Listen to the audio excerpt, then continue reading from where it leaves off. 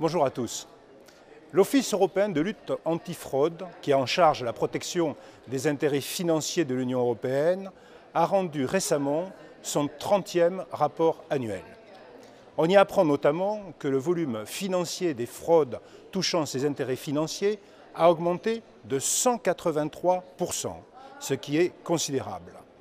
En France, deux parlementaires, l'un de La République En Marche, l'autre UDI, devaient rendre un rapport explosif sur l'état des fraudes aux prestations sociales.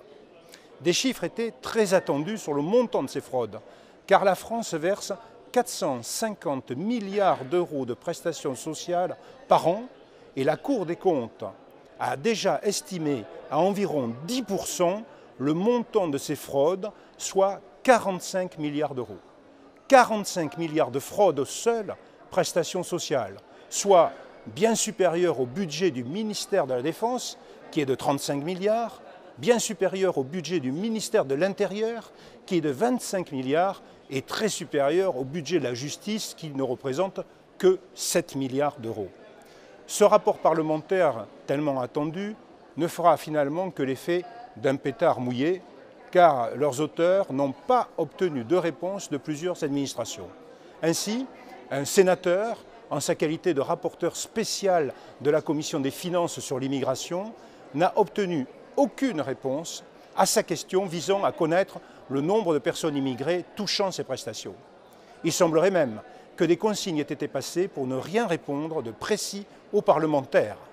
Un nouveau scandale d'État que bien peu de médias relayeront évidemment.